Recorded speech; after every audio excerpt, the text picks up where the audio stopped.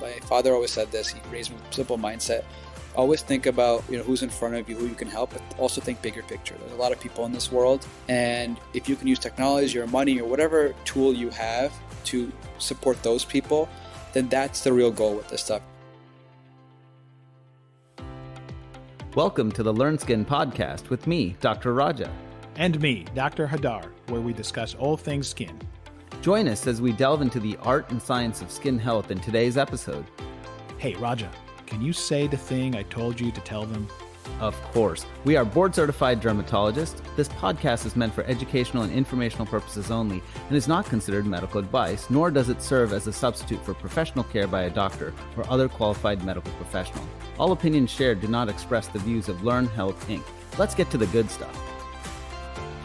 Hi, everyone. Raja here from the Learn Skin podcast. I'm not here with Hadar today because I'm going to be flying solo on this one, but I've got an awesome guest that's with us today. His name is Dr. Dhaval Bhanusali, and one of the things is I've gotten a chance to actually, funny enough, meet him through Facebook groups because all the dermatologists in the country have these Facebook contacts, and it's kind of interesting that we're going to be talking about innovation because that's how I met him first. But just as an introduction, he's a board-certified dermatologist. Honestly, he's a Renaissance doctor. He's just really thought outside of the box in any way possible. He's built numerous digital health companies, whether it be Health Digital or Hair Stem Labs or Skin Medicinals. So, Dhaval, really appreciate you joining us on the podcast, and I am super excited to talk innovation with you today. I appreciate it, my friend. And yes, I think the coolest part about dermatology, it's such an intimate field where we actually do get to know each other, whether in real life or virtually. But I feel like we're all within one text message or phone call from each other, which is really nice, to be honest. I mean, literally, the way I contacted you was a message through Facebook, right? And who checks Facebook Messenger? Like, I don't, but I was just like, maybe you will one day. So I will say this. I feel like between Instagram and Facebook and all these things, it's almost like having multiple email accounts done. You have to check it, and sometimes they add up, and you're like, I get the same anxiety I get by not checking my email for a couple of days, I now get by not checking the social media stuff. Although I've given up on Instagram, I think it's become a bit overwhelming, so I don't really see most of my DMs at this point, but you try your best. Well, when I get a DM, I'm kind of excited, but I think you're in a different class here with your Instagram followers. I wanted to just take a step back, and do you mind just giving us an introduction about how did you get involved in dermatology? Who was your mentor or who was your inspiration? And then second to that, how did you start thinking outside of the box? That's such a unique way, after medical school to say, hey, how can I improve medicine by going outside of medicine? So if you don't mind speaking to both of those. Sure. So I always joke my dermatology career started with a slice of pizza. I was walking through as any med student would looking for free lunch, and there was a really animated speaker in one of the rooms. I grabbed my slice, sat in the back, and he was talking about pemphigus vulgaris. And his name was Animus, and he's a dermatologist. I think he's in Buffalo now, but he was at Michigan State where I did undergrad and med school. And I just remember I've never seen somebody so passionate about their research. And I knew in my head, at that point, I thought I wanted to do ortho. My father's an orthopedic surgeon, so I was like, I need to do research. And I was like, man, that guy really likes what he does. Maybe I'll talk to him. And so I started working with him. And the one thing about research, which I'm sure I know for sure you have that same mindset. Research is interesting because you have a question, you try to solve it. Once you get the answer, you get more questions, and you want to solve those things. And it just kind of goes on forever. And I just got so into my research that dermatology became my life. And I love the variety of being able to do med derm, like rheumatological stuff. My sister's a rheumatologist, infectious disease, general derm, acne, psoriasis, autoimmune things. Like there's so much variety. People go into for the cosmetic part of it. Admittedly, honestly, I thought that at least initially that was not anything I wanted to do. I think being in New York City, you do a little bit of everything. So, obviously I do a bunch in my practice now, but I still love my medical derm stuff. I love scars. I do all sorts of different dermatological treatments. And so the variety is really what caught me. But to your point, kind of my mind has always been, and my father always said this, he kind of raised me with a simple mindset. Always think about who's in front of you, who you can help, but also think bigger picture. There's a lot of people in this world, and if you can use technology or money or whatever tool you have to support those people, then that's the real goal with this stuff. It's not just you can see 30 patients a day forever, but there's millions of people out there who need your help. So don't be like a factory worker where just your hands on that person is the only way you can do something. Think about how do you create your own kind of worlds where you can touch hopefully many lives for the better. I have to say, I think we're brothers from other mothers, to be frankly honest, because my Love take it. on dermatology has been so similar, which is I can tell, like, some of the things that you've done, whether it's been procedures or just when you talk about patients, I mean, you can tell you have a deep passion in there, but I feel like there's this extra juice to say, I want to do more and I want to think about like innovating.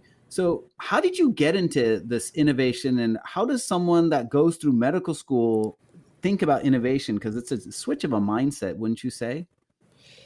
I mean, yeah, I think the problem with medicine, I say this lovingly, but there is no encouragement to think outside the box, or you almost actually criticize for it. And I'm very honest that a lot of people, Yeah, exactly.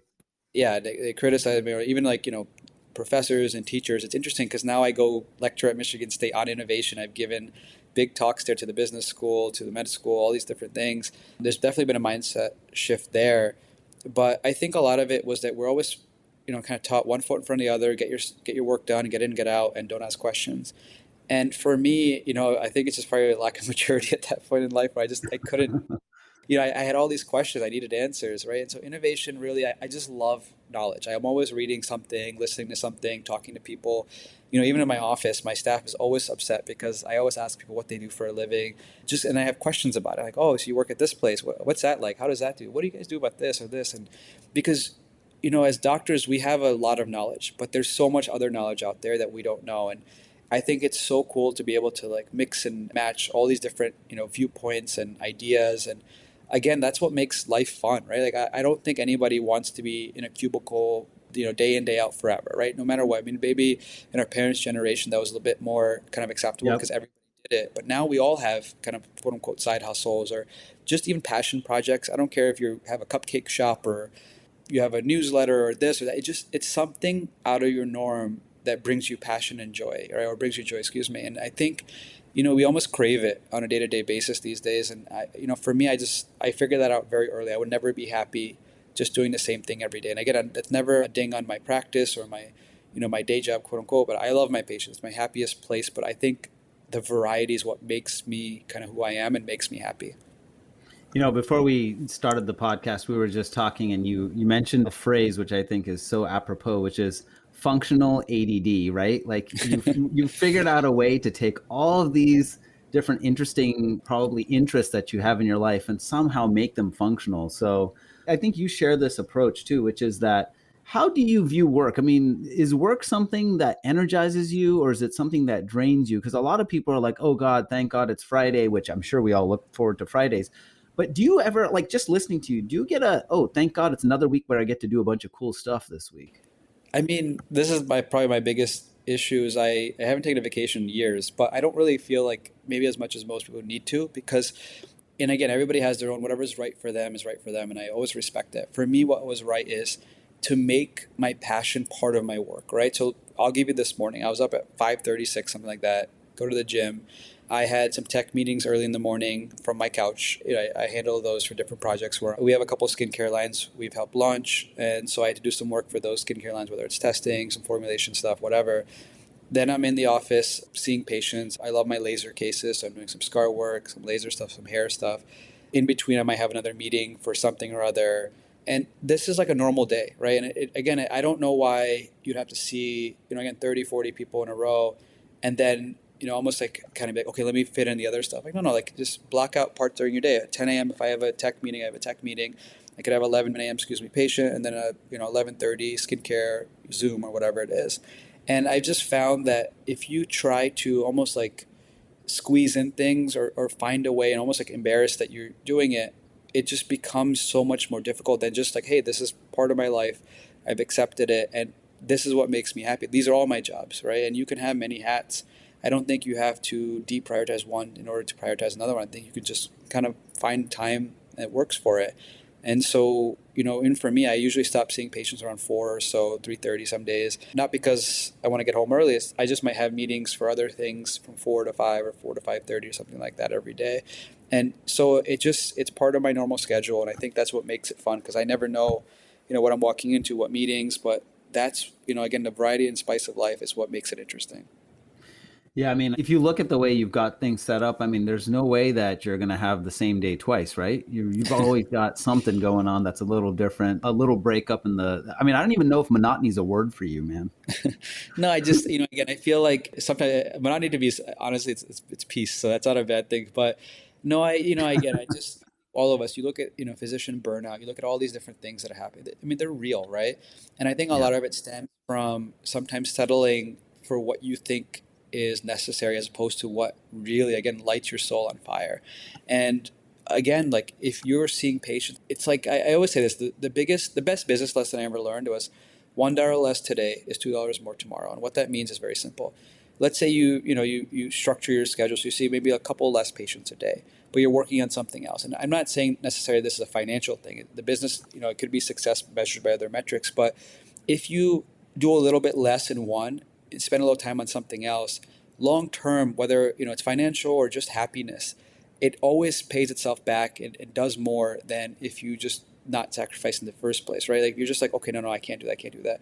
That fear of taking one step back to take two steps forward is what limits most people. And I had that same issue for a long time, right? It wasn't until I realized like, you can't do everything. You can't, you just have to be happy. Like choose happiness, choose happiness. That's what it was. Like my freedom moment, my aha moment was realizing it's okay to take one step back if you need to, if long term, you see the vision to go, farther along.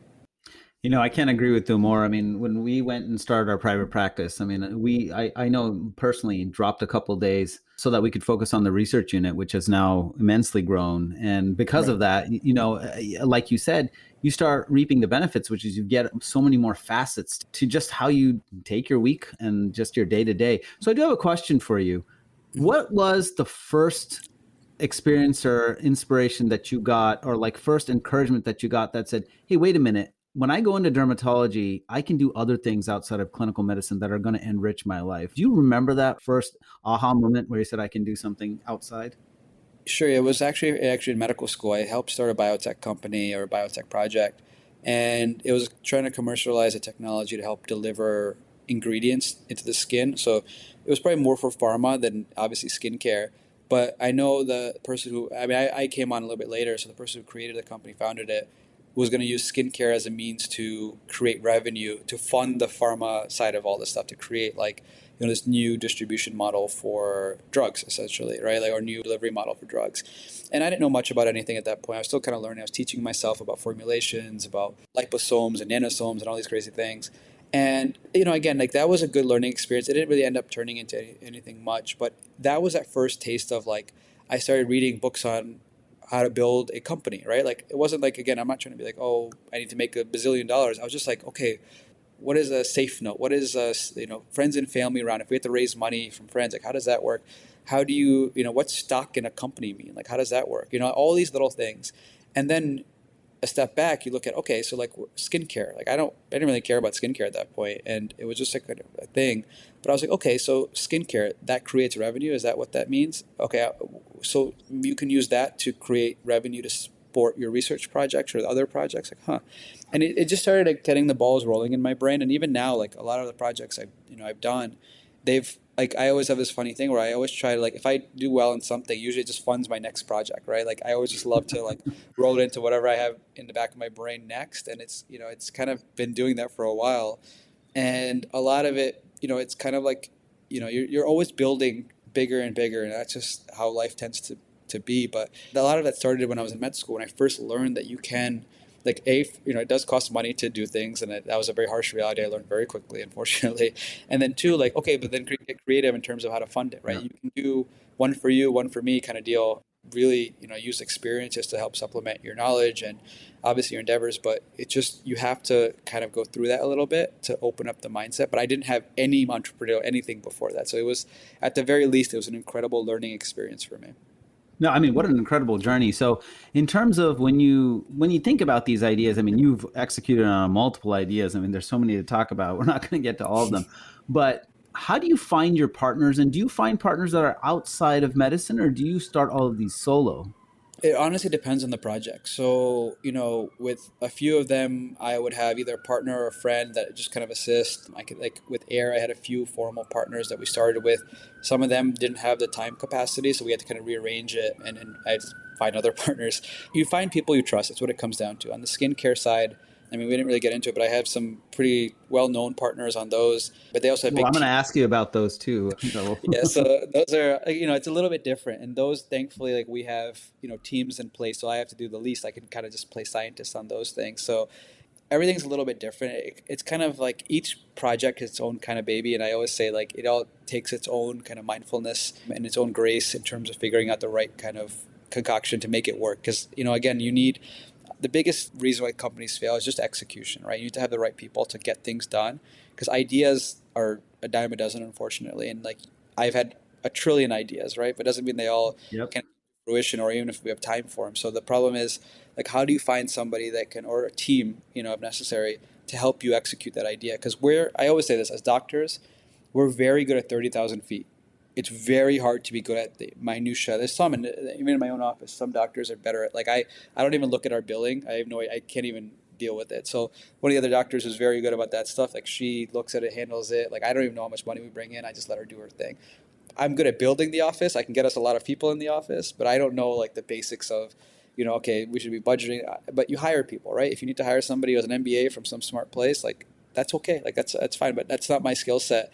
And recognizing that, you have weaknesses and trying to supplement them with people who have strengths in those areas, like that's the key to building successful businesses. Yeah, I mean, I think that finding like the mutual strengths and talents is the way to go. Now, you talked about partners, and I have to ask you, and I think that you alluded to this. How did you end up connecting with Martha Stewart and Hailey Bieber? What was the backstory on that, and what did you end up doing for them? Did you end up formulating, or what was the collaboration? Yeah, so Haley, we had mutual friends and we were just introduced and we talked to each other a couple of times on Zoom and it just felt we both were very aligned in terms of our mindset with things. And I mean, she was an incredible person, very, very knowledgeable on lots of things. And what you see is honestly what you get. She's one of the kindest people I've ever met.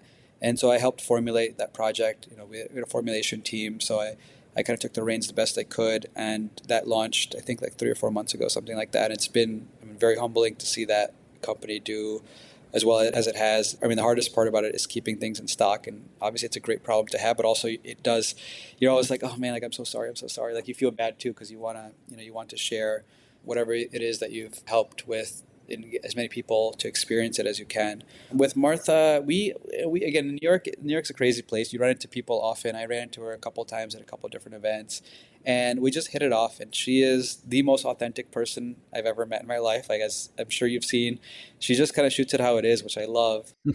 Truthfully become like family. Like she's called many a times to check in and obviously vice versa. She threw me a birthday party a couple of years ago, which Oh, is, that's amazing.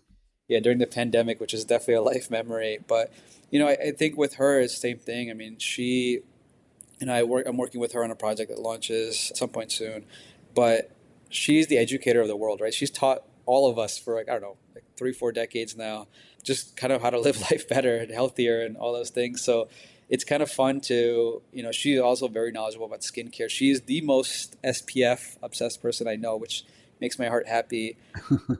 But she like we kind of like nerd out on ingredients, right? Like she loves, like she has saffron growing on her farm. She has all these different beautiful. And that's a pretty elegant plant. That is not an easy one to grow either. Yeah, So no, 100%. So she like, and she has much.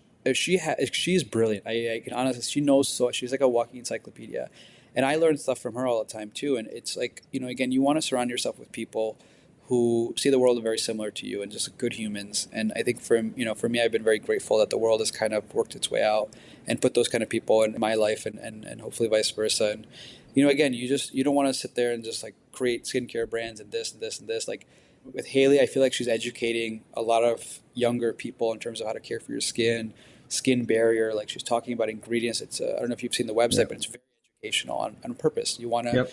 You want to teach people. And with Martha, I mean, again, she is the ultimate teacher. And I think, having her ability to like really kind of cut through the noise and just educate people. Like, look, this is, like, I remember we were talking about like, retinoids and anti-aging and stuff. And she's like, well, we would never say retinoids are not the best anti-aging because they are the best. And I was like, yeah, exactly. And so it's not like a marketing dupe. It's like, no, like let's educate people. You can create things that hopefully are helpful, but also at the very least, have people knowledgeable for having come across us. And I love that idea because I think all of us as doctors, we're kind of built in. Our job is to serve and to teach, right? And educate the best we can. And kind of wrapping that aspect of it into, physical goods and obviously digital as well. Like, it's just a really nice way of the same kind of theme of touching more lives and hopefully getting, whatever you're creating to more people. Though I have to say, one of the things about your approach is that I can tell you're not just meeting people to then have like the next product developed or whatnot. I think you're developing relationships and you get to know these people well. And then something comes out of that, isn't it? It's not like you got together and said, hey, this is what I'm going to do. First thing is like, hey, let's get to know each other. And then you like figure out how to work together. I also have to say, you guys can tell I'm in Sacramento, so there's not a bunch of sirens and stuff, but man, you're in the heart of the city there, aren't you? Yeah, sorry, you're the stars. I had my headphones on, so that Oh, was no. Actually, I love it. I think it just goes to show like you are doing so many cool things and you're in New York. I mean, it's got to be 100 different things there that are just opportunities, which brings me to my next question, actually. And this is, I think, something that a lot of people get a little paralyzed thinking about. How do I take the first step if like, what's your advice to younger folks, whether they be dermatologists or even if they're just in medicine? I shouldn't say just in medicine, or maybe an ancillary field to medicine, or they're right. residents and they're thinking about this.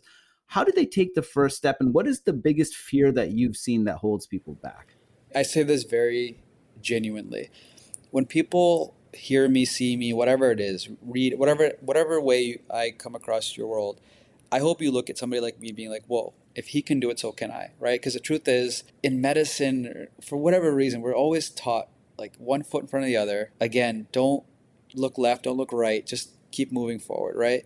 And we're so paralyzed by this fear of perfection that we can't do something, and so we don't, right? But that's not entrepreneurship, that's not innovation. Like, the idea is you have to just jump sometimes, and true entrepreneurs figure it out on the way, way down. I didn't know anything about any of the projects really that I was doing before I started it, and then you kind of go through this maze of learning it. But we have the work ethic, right? Like, to get through med Yeah. school, let's be honest, it takes a discipline unlike anything other. I mean, there's always those couple people who are so smart that it's almost scary, and I definitely wasn't one of them. But otherwise, we worked hard. We learned discipline. If you have to study till 3 a.m., you study till 3 a.m. You have to get up at 4 a.m., you get up at 4, whatever it took, you did.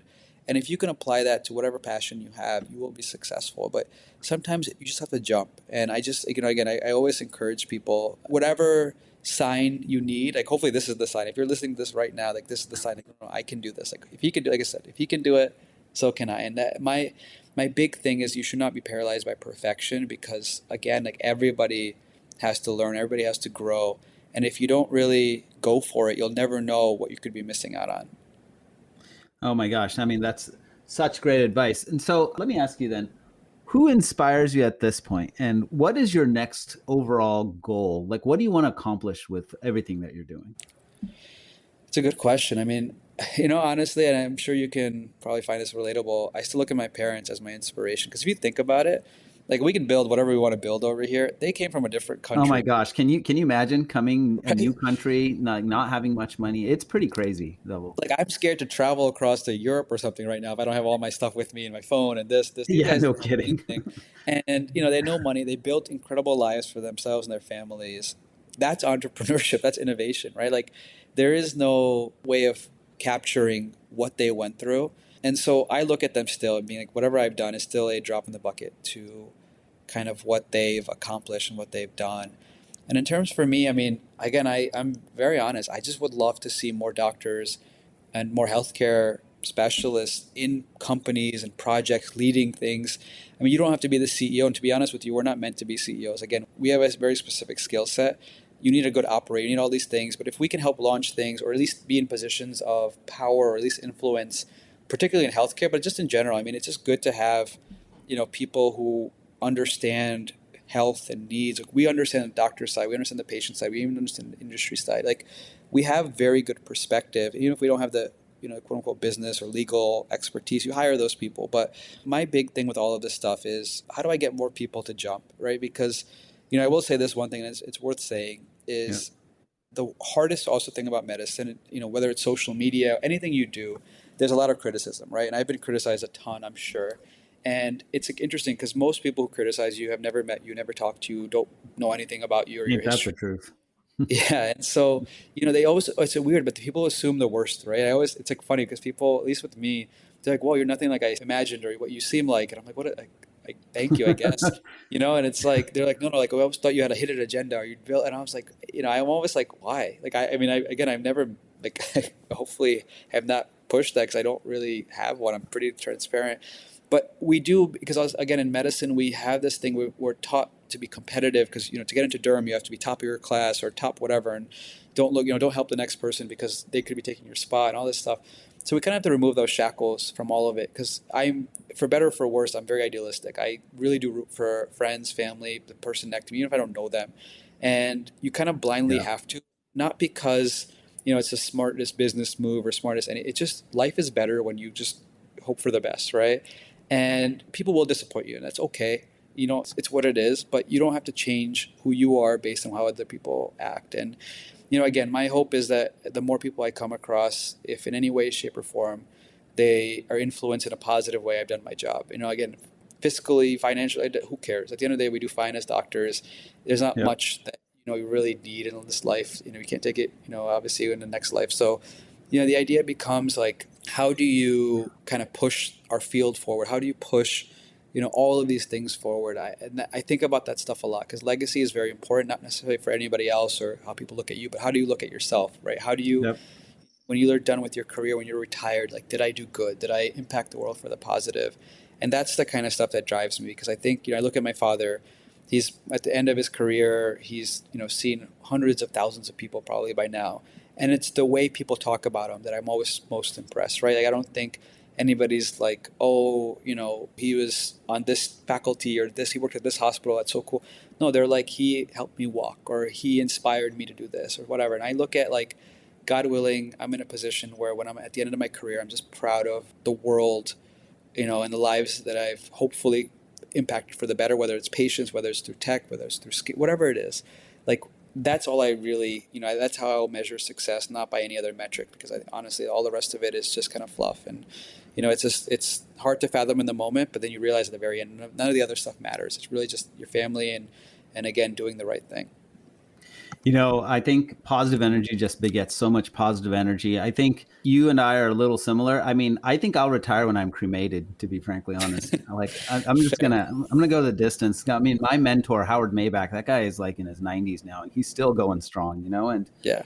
And the other thing, I know, and this is something that Hassan Minhaj had mentioned, and I didn't think I was going to ever quote him on this podcast, but, he said some pretty inspirational stuff. And one of the things he said was that I think you can relate to, because I think all of our parents were immigrants and they really had to strive hard. They came here to survive, right? Like, somehow they were just like, let me make life better for my child. And, whether a name isn't pronounced right or whatnot, they're just like, hey, just try to, do what you can to just be a part of the crowd and survive so that we can all be better.